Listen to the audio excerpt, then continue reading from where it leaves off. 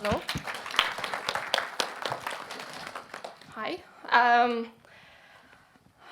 I guess everyone had a very nice lunch and try not to fall asleep. I promise it will be something interesting and something very different from many very deep tech talks. It's a little bit light, so yeah, just sit back and relax. So today I want to talk about how you can use real world as your playground.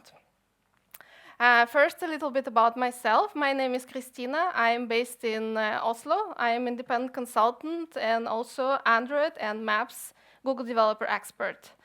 You can find me on Twitter. I know we don't have Q&A, but feel free to reach me on Twitter or find me today at the conference.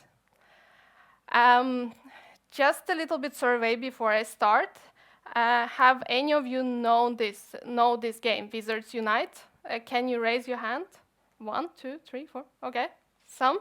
Have you played it? Can you raise your hand?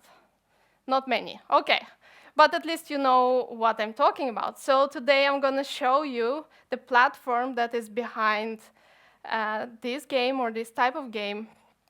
So let's start. Let's start with the history of gaming. And since the gaming industry started, we always wanted to make a copy of real world. So here is a screenshot from Assassin's Creed, the game, and they made a copy of London, and they also did Paris. They did a great job.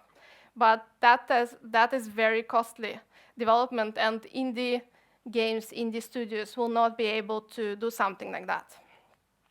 This is another one example. It's Grand Station, the game, and this is the New York Grand Station replicated in virtual world. And the other thing, when we're talking about gaming, we used to sit in our homes or, well, maybe at work and play like this. So very stationary. But something happened in 2016. This one, Pokemon Go, was launched summer 2016, and suddenly a lot of people went around in the parks, in the cities, and tried to catch Pokemons. And the good thing about this game, this was very different experience. First of all, it's very diverse. It's almost 50-50% men and women that play the game. The other difference is that's mostly the only app where you spend 1 to 2 hours a day. And, well, many people, many businesses got excited, like, well, that's a nice opportunity, let's make a copy. And, but first, I will just remind you the gameplay for if you have not heard of Pokemon Go, or you have not played it, or you maybe forgot about it. So you're in the city, you walk around, you have a map, a representation, and suddenly something pops up, like a Pokemon here, and you choose if you want to play to catch it or not. That's one of the use cases. So as I said, there were many clones, and only in Norway, it's like 5 million people, we had 3 clone apps of Pokemon Go-like games. And I must admit, I was developing one of those. And but the most difficult part of these games is to be aware if the place they're playing, where you play the game, where you generate this Pokemon, is it safe to play? And as also I have experience in generating these locations, it's really hard. And back then in 2017, when I was working on this project, we used just Direction API and tried to figure out, okay, is this somewhat playable location or not? And, well, it was hard. And I say maybe we met at 80% of the cases. And so in 2018, Google showed their gaming platform that they introduced at Google Game Developer Conference in San Francisco in March. And now I will show you a little demo video of this introduction.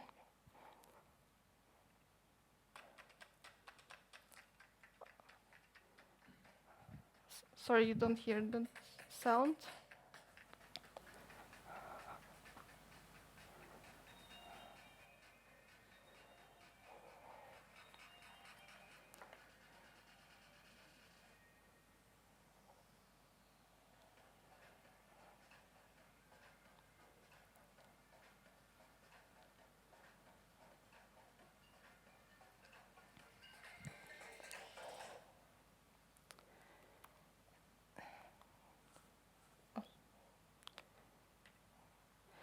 So the gaming platform, Google Maps gaming platform, and I want to talk about two main components of this platform. First, let's talk about world building, how you can build a world. So here's, first of all, this is a Unity SDK, and just a survey, any of you have been developing in Unity? Can you raise? Yeah, some people. Yeah, okay. So this is a Unity SDK, and that's the default state of what you get when you run your default scene. And here's a New York, just a screenshot of Unity preview. And just let's imagine that you want to build a simulator for car driving.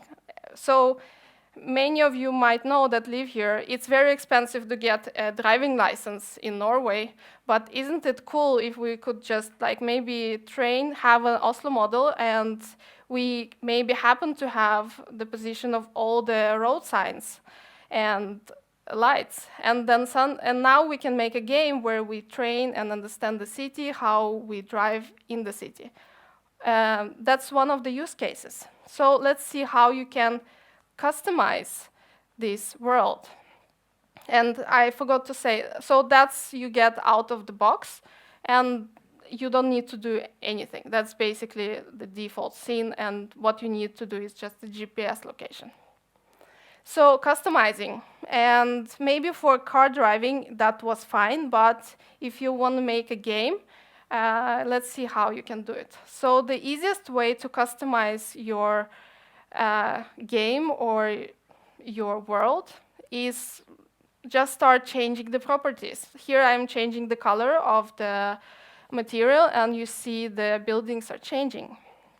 The second one is to add textures, and here to be able to scale nicely, we use 9-slicing texturing that is commonly used in gaming platforms. And here's the example. Suddenly we have windows now.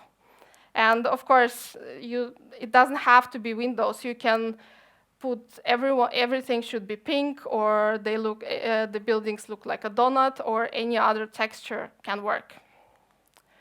And the third option is to put your prefab. So instead of one type of building, so we have several types of buildings in this platform. What you can do is say, put this type of building, change the London Tower to this one, and it will work.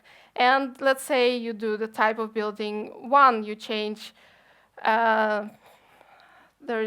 so you change one type of building to look like a donut, and it will look like a donut all over the world, like in Japan or in US or in Norway. So, and there are many more possibilities to change things and customize, like roads, texts, everything. And the only limit is your imagination and what you can come up with. Let's talk about the second component of the platform is mission planning. As I said, this is very critical and very hard problem to solve. And luckily, Google gets many updates, like millions updates every day, and they have the freshest data in the maps. So they can tell us where it is safe to play or where you can have a nice gaming experience for your game. And as I said, this is hard question, where can I play? But let's say we want to generate a playing point or a Pokemon only in the parks. And here's the, playable locations, I just need to explain what it is. So playable locations are curated GPS coordinates or locations points where you can ask the API to give me this and that by filtering And you can say if it's a free place or if it's paid or private place, you can all filter this. So here's the location explorer. If you Google now Playable Location Explorer, you can find this and just play around what are the possibilities for different playable locations and how you can filter those for your game. And here, one of the screenshots of the filter, you see you have many options like access type, it's free, private, or paid. If point type is center or snapped. So let's say you're in the park, what does it mean? In the park, it will mean that the point will be generated somehow in the center of the park, and snapped, it means the point will be generated on the edges of the park.